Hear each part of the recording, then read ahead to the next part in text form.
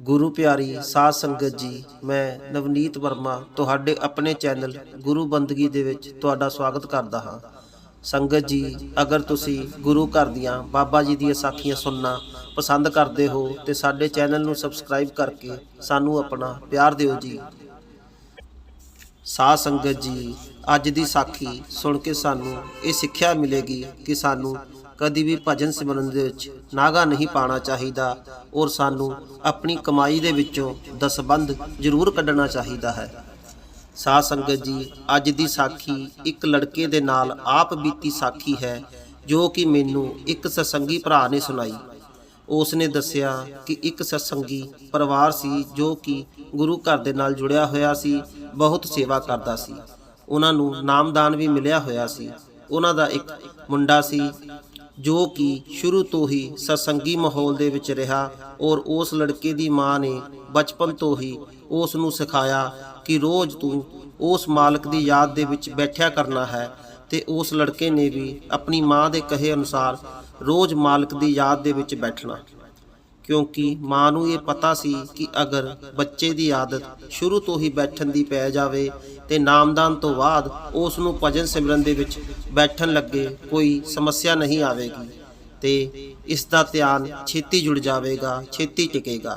इसलिए वो लड़के नूं रोज़ समझाती सी कि तू रोज़ बैठना है। संगत जी, इसे लिए अपने बच्चों नूं छोटी उम्र दे विच ही सत्संग दे उत्ते लैके जाना चाहिए है और सेवा ते भी नाल लैके जाना चाहिए है, ताकि उस दा रुझाव परमार्थ दे विच रहे और बाकी गलत चीज़ों दे विचों गलत कामां दे विचों वो बचिया रहे। क्योंकि संगत जी, असी रोज़ देखते हाँ कि किस तरह अजकल दे जवान बच्चे गलत रास्ते दे उत्ते चल पैंदे ने। खैर, जदों वो लड़का 10वीं क्लास दे विच होया ते उस दे पिता दा USA अमेरिका दे विच वीज़ा लग गया ते वो अमेरिका चला गया। जद बच्चा 12वीं क्लास दे विच होया ते बच्चे दी माँ दा भी अमेरिका विच वीज़ा लग गया ते वो भी अमेरिका चलेगी ते मुंडा रिश्तेदारां दे कोल रह के पढ़ाई करन लग गया ते उसने अपनी 12वीं क्लास पूरी कर लई। लड़के ने जद 12वीं क्लास पूरी कर ली तो उसने अपने माता पिता जो कि अमेरिका दे विच रह रहे सी उन्हां नूं फोन किया और कहा कि मैं इंग्लैंड दे विच पढ़न वास्ते जाना चाहना हाँ। लड़के दे माता पिता हजे अमेरिका दे विच पक्के नहीं होए सी। उन्होंने कहा कि तू स्टडी ही करनी है तो तू अमेरिका दे विच अपनी स्टडी कर लै।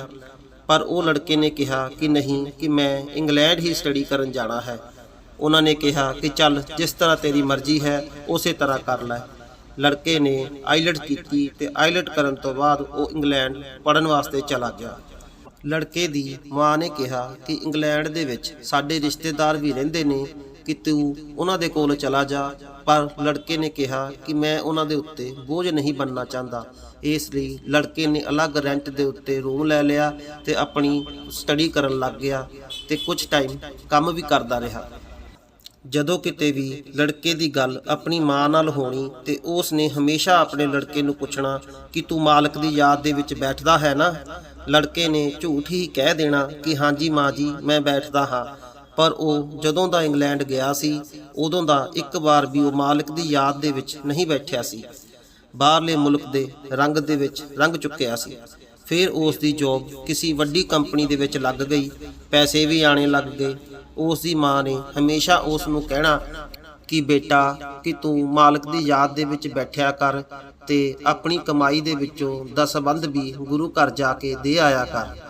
उस लड़के ने कहना कि माँ कोई गल नहीं, मैं इक्को बारी दसबंध जमा करा आवांगा। माँ ने कहा कि पुत इदा नहीं करीदा, हर महीने जो पैसे तू कमाना है उहदे विचों दसबंध गुरु घर जाके दे आया कर। उसने कहा कि ठीक है माँ, तू चिंता ना कर, मैं आप ही दसबंध कढ़ के हर महीने दे आया करांगा। पर वो कभी भी उसने दसबंध नहीं कढ़िया। उसने मन दे विच सोचना कि इक्को बार जमा करा आवांगा। इदा ही चलता रहा। एक दिन लड़के की तबीयत खराब हो गई। उसनूं हॉस्पिटल दे विच ले जाया गया। संगत जी, उसनूं ऐसी बीमारी हो गई कि उसनूं हर 15-20 मिनट के बाद टॉयलेट जाना पैंदा सी ते जद वो टॉयलेट जांदा सी ते उसनूं खून आंदा सी। ਜਿਸ ਦੇ ਨਾਲ ਉਸ ਨੂੰ ਖੂਨ ਦੀ ਵੀ ਬਹੁਤ ਕਮੀ ਹੋ ਗਈ।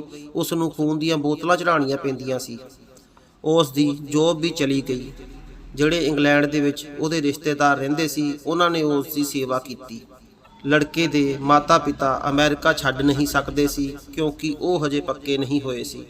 ਲੜਕੇ ਨੇ ਇੱਕ ਦਿਨ ਆਪਣੀ ਮਾਂ ਨੂੰ ਫੋਨ ਦੇ ਉੱਤੇ ਸਭ ਸੱਚ ਦੱਸ ਦਿੱਤਾ ਕਿ ਮਾਂ, ਜਦ ਮੈਂ ਇੰਗਲੈਂਡ ਆਇਆ ਸੀ ਉਸ ਤੋਂ ਬਾਅਦ ਮੈਂ ਕਦੀ ਵੀ ਉਸ ਮਾਲਕ ਦੀ ਯਾਦ ਦੇ ਵਿੱਚ ਨਹੀਂ ਬੈਠਿਆ ਔਰ ਨਾ ਹੀ ਕਦੀ ਮੈਂ 2 ਸਾਲਾਂ ਦੇ ਵਿੱਚ ਕਦੀ ਮੈਂ ਦਸਵੰਧ ਕੱਢਿਆ ਹੈ ਔਰ ਨਾ ਕਦੀ ਮੈਂ ਗੁਰੂ ਘਰ ਗਿਆ ਹਾਂ। ਉਸ ਨੇ ਮਾਂ ਨੂੰ ਰੋਂਦੇ ਹੋਏ ਕਿਹਾ ਕਿ ਮਾਂ, ਮੈਂ ਕਹਿੰਦਾ ਸੀ ਨਾ ਕਿ ਇੱਕੋ ਵਾਰ ਦਸਵੰਧ ਦੇ ਦੇਵਾਂਗਾ। ਹੁਣ ਮਾਲਕ ਨੇ ਇੱਕੋ ਵਾਰ ਦਸਵੰਧ ਲਿਆ ਹੈ ਔਰ ਵਿਆਜ ਵੀ ਉਹ ਨਾਲ ਲੈਂਦਾ ਪਿਆ ਹੈ। ਲੜਕੇ ਦੀ ਮਾਂ ਬੜੀ ਤੜਪਦੀ ਸੀ ਆਪਣੇ ਪੁੱਤ ਨੂੰ ਮਿਲਣ ਨੂੰ। ਉਹ ਚਾਹੁੰਦੀ ਸੀ ਕਿ ਮੇਰਾ ਪੁੱਤ ਮੇਰੇ ਕੋਲ ਕਿਸੇ ਤਰ੍ਹਾਂ ਪਹੁੰਚ ਜਾਵੇ। ਸੰਗਤ ਜੀ, ਲੜਕੇ ਦੀ ਮਾਂ ਨੇ ਅਮਰੀਕਾ ਦੇ ਵਿੱਚ ਇੱਕ ਪੱਕੀ ਕੁੜੀ ਦੇ ਨਾਲ ਆਪਣੇ ਪੁੱਤ ਦਾ ਰਿਸ਼ਤਾ ਪੱਕਾ ਕਰ ਦਿੱਤਾ, ਪਰ ਉਸ ਦੀ ਮਾਂ ਨੇ ਲੜਕੀ ਨੂੰ ਆਪਣੇ ਪੁੱਤ ਦੀ ਬਿਮਾਰੀ ਵਾਸਤੇ ਕੁਝ ਨਹੀਂ ਦੱਸਿਆ। ਖੈਰ, ਕੁੜੀ ਇੰਡੀਆ ਆਈ ਤੇ ਉਹਨਾਂ ਦਾ ਵਿਆਹ ਪੱਕਾ ਹੋ ਗਿਆ। ਲੜਕਾ ਵੀ ਇੰਗਲੈਂਡ ਤੋਂ ਇੰਡੀਆ ਆ ਗਿਆ। ਇੰਡੀਆ ਆ ਕੇ ਵਿਆਹ ਤੋਂ ਕੁਝ ਦਿਨ ਪਹਿਲਾਂ ਲੜਕੇ ਨੇ ਲੜਕੀ ਨੂੰ ਆਪਣੀ ਸਾਰੀ ਸੱਚਾਈ ਦੱਸ ਦਿੱਤੀ ਕਿ ਮੈਨੂੰ ਹਰ 15-20 ਮਿੰਟ ਬਾਅਦ ਟਾਇਲਟ ਜਾਣਾ ਪੈਂਦਾ ਹੈ। ਉਸ ਲੜਕੇ ਨੇ ਉਸ ਲੜਕੀ ਨੂੰ ਕਿਹਾ ਕਿ ਤੂੰ ਵਿਆਹ ਤੋਂ ਮਨਾ ਕਰ ਦੇ ਤੇ ਕਿਸੇ ਹੋਰ ਨਾਲ ਵਿਆਹ ਕਰਾ ਲੈ, ਮੈਂ ਤੇਰੇ ਕਾਬਿਲ ਨਹੀਂ ਹਾਂ। ਉਸ ਲੜਕੀ ਨੇ ਉਸ ਨੂੰ ਕਿਹਾ ਕਿ ਅਗਰ ਜੇ ਇਹ ਬਿਮਾਰੀ ਤੁਹਾਨੂੰ ਵਿਆਹ ਤੋਂ ਬਾਅਦ ਹੋ ਜਾਂਦੀ ਫਿਰ ਮੈਂ ਕੀ ਕਰਦੀ, ਫਿਰ ਕਿਹੜਾ ਮੈਂ ਤੁਹਾਨੂੰ ਛੱਡ ਦੇਂਦੀ। ਲੜਕੇ ਨੇ ਉਸ ਲੜਕੀ ਦਾ ਇਹ ਜਵਾਬ ਸੁਣ ਕੇ ਬੜਾ ਉਸਦੇ ਮਨ ਨੂੰ ਠੰਡ ਪਈ, ਸ਼ਾਂਤੀ ਮਿਲੀ ਕਿ ਮੇਰਾ ਵਿਆਹ ਇੰਨੀ ਸਿਆਣੀ ਤੇ ਸਮਝਦਾਰ ਲੜਕੀ ਦੇ ਨਾਲ ਹੋ ਰਿਹਾ ਹੈ।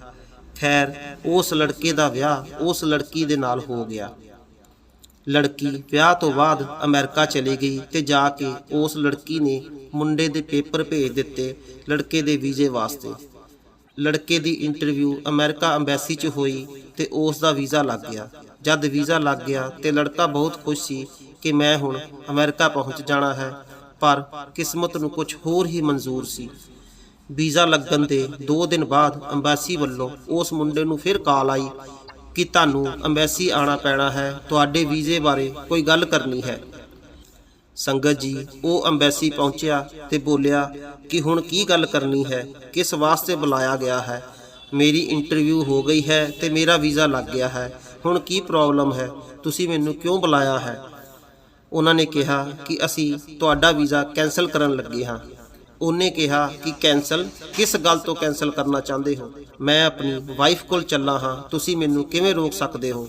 ਉਹਨਾਂ ਨੇ ਕਿਹਾ ਕਿ ਕੱਲ ਤੁਹਾਡੀ ਵਾਈਫ ਨੇ ਅੰਬੈਸੀ ਨੂੰ ਇੱਕ ਫੈਕਸ ਕੀਤੀ ਹੈ ਔਰ ਉਸ ਦੇ ਵਿੱਚ ਉਸ ਨੇ ਤੁਹਾਡੇ ਤੋਂ ਡਿਵੋਰਸ ਮੰਗਿਆ ਹੈ, ਤਲਾਕ ਮੰਗਿਆ ਹੈ, ਇਸ ਲਈ ਤੁਹਾਡਾ ਵੀਜ਼ਾ ਅਸੀਂ ਕੈਂਸਲ ਕਰਦੇ ਹਾਂ। ਸਾਧ ਸੰਗਤ ਜੀ, ਉਸ ਲੜਕੇ ਦੇ ਪੈਰਾਂ ਦੇ ਥੱਲਿਓਂ ਜ਼ਮੀਨ ਨਿਕਲ ਗਈ ਕਿ ਇਹ ਸਭ ਉਸ ਦੇ ਨਾਲ ਕੀ ਹੋ ਗਿਆ। ਸੰਗਤ ਜੀ, ਉਸ ਦੇ ਮਨ ਦੇ ਵਿੱਚ ਸੁਸਾਈਡ ਕਰਨ ਤੱਕ ਦੇ ਖਿਆਲ ਆਉਣ ਲੱਗ ਗਏ।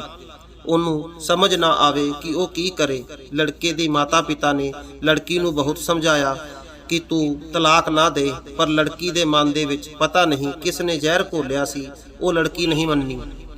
ਖੈਰ, ਕੁਝ ਦੇਰ ਤੋਂ ਬਾਅਦ ਉਹਨਾਂ ਦੋਨਾਂ ਦਾ ਤਲਾਕ ਹੋ ਗਿਆ। ਇੱਕ ਤਾਂ ਲੜਕੇ ਦੀ ਬਿਮਾਰੀ ਉੱਤੋਂ ਉਸ ਦੇ ਨਾਲ ਐਡਾ ਵੱਡਾ ਹਾਦਸਾ ਹੋ ਗਿਆ, ਉਸ ਦਾ ਮਨ ਕਰੇ ਕਿ ਮਰ ਹੀ ਜਾਵਾਂ, ਪਰ ਉਸ ਦੀ ਮਾਂ ਨੇ ਉਸ ਨੂੰ ਬੜਾ ਸੰਭਾਲਿਆ, ਬਹੁਤ ਹੌਸਲਾ ਦਿੱਤਾ ਕਿ ਤੂੰ ਫਿਕਰ ਨਾ ਕਰ, ਮਾਲਕ ਤੇਰੇ ਨਾਲ ਹੈ, ਤੂੰ ਫਿਰ ਤੋਂ ਬੈਠਣਾ ਸ਼ੁਰੂ ਕਰ ਦੇ ਮਾਲਕ ਦੀ ਯਾਦ ਦੇ ਵਿੱਚ। ਬਾਬਾ ਜੀ ਕਿਰਪਾ ਕਰਨਗੇ, ਤੂੰ ਮੇਰੀ ਮੰਨ ਕੇ ਇੱਕ ਵਾਰ ਬੈਠਣਾ ਸ਼ੁਰੂ ਕਰ ਦੇ। ਸੰਗਤ ਜੀ, ਉਸ ਲੜਕੇ ਨੇ ਆਪਣੀ ਮਾਂ ਦੀ ਗੱਲ ਮੰਨੀ ਤੇ ਉਸ ਮਾਲਕ ਦੀ ਯਾਦ ਦੇ ਵਿੱਚ ਬੈਠਣਾ ਸ਼ੁਰੂ ਕਰ ਦਿੱਤਾ। ਹੌਲੀ ਹੌਲੀ ਉਸ ਦੀ ਬਿਮਾਰੀ ਦੇ ਵਿੱਚ ਸੁਧਾਰ ਆਉਣ ਲੱਗ ਗਿਆ ਤੇ ਉਹ ਠੀਕ ਹੋਣ ਲੱਗ ਗਿਆ। ਕੁਝ ਦਿਨਾਂ ਦੇ ਬਾਅਦ ਮੁੰਡੇ ਦੇ ਯਾਰ ਦੋਸਤ ਦਾ ਕੈਨੇਡਾ ਤੋਂ ਫੋਨ ਆਇਆ। ਉਸ ਨੇ ਉਸ ਨੂੰ ਕਿਹਾ ਕਿ ਕੈਨੇਡਾ ਦੇ ਵਿੱਚ ਇੱਕ ਕੰਪਨੀ ਦੇ ਵਿੱਚ ਜੌਬ ਹੈ, ਅਗਰ ਤੂੰ ਕਰਨੀ ਚਾਹਨਾ ਹੈ ਤੇ ਅਪਲਾਈ ਕਰਕੇ ਦੇਖ ਲੈ, ਉਹਨਾਂ ਨੂੰ ਤੇਰੇ ਵਰਗੇ ਮੁੰਡੇ ਦੀ ਹੀ ਤਲਾਸ਼ ਹੈ ਔਰ ਤੇਰੇ ਕੋਲ ਤਾਂ ਇੰਗਲੈਂਡ ਦਾ ਐਕਸਪੀਰੀਅੰਸ ਵੀ ਹੈ, ਸ਼ਾਇਦ ਗੱਲ ਬਣ ਜਾਵੇ। ਸੰਗਤ ਜੀ ਉਸ ਨੇ ਅਪਲਾਈ ਕੀਤਾ ਤੇ ਉਸ ਦਾ ਉਸ ਕੰਪਨੀ ਦੇ ਵਿੱਚ ਸਿਲੈਕਸ਼ਨ ਹੋ ਗਿਆ ਔਰ ਉਹ ਕੈਨੇਡਾ ਚਲਾ ਗਿਆ। ਉੱਥੇ ਜਾ ਕੇ ਉਸ ਦੀ ਬਿਮਾਰੀ ਵੀ ਠੀਕ ਹੋ ਗਈ ਤੇ 2 ਸਾਲ ਬਾਅਦ ਉਸ ਦਾ ਵਿਆਹ ਵੀ ਹੋ ਗਿਆ ਤੇ ਬੱਚੇ ਵੀ ਹੋ ਗਏ। ਹੁਣ ਉਹ ਮੁੰਡਾ ਕੈਨੇਡਾ ਦੇ ਵਿੱਚ ਪੱਕਾ ਹੈ ਔਰ ਬੜੀ ਵਧੀਆ ਜ਼ਿੰਦਗੀ ਜੀ ਰਿਹਾ ਹੈ। ਬਾਬਾ ਜੀ ਦੀ ਕਿਰਪਾ ਦੇ ਨਾਲ ਹੁਣ ਉਸ ਨੂੰ ਨਾਮਦਾਨ ਵੀ ਮਿਲ ਗਿਆ ਹੈ, ਪਰ ਹੁਣ ਉਹਨੇ ਕਦੀ ਵੀ ਆਪਣੇ ਭਜਨ ਸਿਮਰਨ ਦੇ ਵਿੱਚ ਕਦੀ ਨਾਗਾ ਨਹੀਂ ਪਾਇਆ ਔਰ ਆਪਣੀ ਕਮਾਈ ਦੇ ਵਿੱਚੋਂ ਹਰ ਮਹੀਨੇ ਦਸਬੰਧ ਕੱਢਦਾ ਹੈ ਤੇ ਗੁਰੂ ਘਰ ਜਾ ਕੇ ਜਮ੍ਹਾਂ ਕਰਾਉਂਦਾ ਹੈ। ਸੰਗਤ ਜੀ, ਅਗਰ ਅਸੀਂ ਉਸ ਮਾਲਕ ਦੇ ਨਾਲ ਜੁੜੇ ਰਵਾਂਗੇ, ਉਸ ਦੇ ਹੁਕਮ 'ਚ ਰਵਾਂਗੇ ਤੇ ਬਚੇ ਰਵਾਂਗੇ। ਅਗਰ ਅਸੀਂ ਉਸ ਤੋਂ ਦੂਰ ਹੋਵਾਂਗੇ ਫਿਰ ਸਾਨੂੰ ਇਸ ਦੁਨੀਆ ਦੇ ਦੁੱਖਾਂ ਦਾ ਸਾਹਮਣਾ ਕਰਨਾ ਪਵੇਗਾ। ਸੋ ਸੰਗਤ ਜੀ, ਅਸੀਂ ਰੋਜ਼ ਭਜਨ ਸਿਮਰਨ ਤੇ ਬੈਠਣਾ ਹੈ, ਕਦੀ ਨਾਗਾ ਨਹੀਂ ਪਾਣਾ ਤੇ ਆਪਣੀ ਕਮਾਈ ਦੇ ਵਿੱਚੋਂ ਦਸਬੰਧ ਅਸੀਂ ਜ਼ਰੂਰ ਕੱਢਣਾ ਹੈ। ਇਹ ਨਹੀਂ ਕਹਿਣਾ ਕਿ ਇੱਕੋ ਵਾਰ ਦਸਬੰਧ ਜਮ੍ਹਾਂ ਕਰਾ ਦੇਵਾਂਗੇ। ਇੱਕੋ ਵਾਰ ਕਰਾਉਣ ਦੇ ਨਾਲੋਂ ਸਾਨੂੰ ਹਰ ਮਹੀਨੇ ਦਸਬੰਧ ਉਸ ਦਾ ਕੱਢਣਾ ਚਾਹੀਦਾ ਹੈ। ਸਾਧ ਸੰਗਤ ਜੀ, ਸਾਖੀ ਅਗਰ ਤੁਹਾਨੂੰ ਚੰਗੀ ਲੱਗੀ ਹੋਵੇ ਤੇ ਬਾਕੀ ਸਤਸੰਗੀ ਭੈਣ ਭਾਈਆਂ ਦੇ ਨਾਲ ਵੀ ਸ਼ੇਅਰ ਕਰਨਾ, ਸਾਂਝੀ ਕਰਨਾ, ਤਾਂ ਕਿ ਉਹ ਵੀ ਇਹ ਸਾਖੀ ਤੋਂ ਸਿੱਖਿਆ ਲੈ ਸਕਣ। ਹੁਣ ਅਸੀਂ ਸਾਧ ਸੰਗਤ ਜੀ ਤੁਹਾਡੇ ਤੋਂ ਇਜਾਜ਼ਤ ਚਾਹੁੰਦੇ ਹਾਂ। ਅਗਰ ਹਜੇ ਤੱਕ ਤੁਸੀਂ ਸਾਡੇ ਚੈਨਲ ਨੂੰ ਸਬਸਕ੍ਰਾਈਬ ਨਹੀਂ ਕੀਤਾ ਤੇ ਚੈਨਲ ਨੂੰ ਸਬਸਕ੍ਰਾਈਬ ਕਰਕੇ ਸਾਨੂੰ ਆਪਣਾ ਪਿਆਰ ਦਿਓ ਜੀ। ਫਿਰ ਮਿਲਾਂਗੇ ਸੰਗਤ ਜੀ ਇੱਕ ਨਵੀਂ ਸਾਖੀ ਦੇ ਨਾਲ।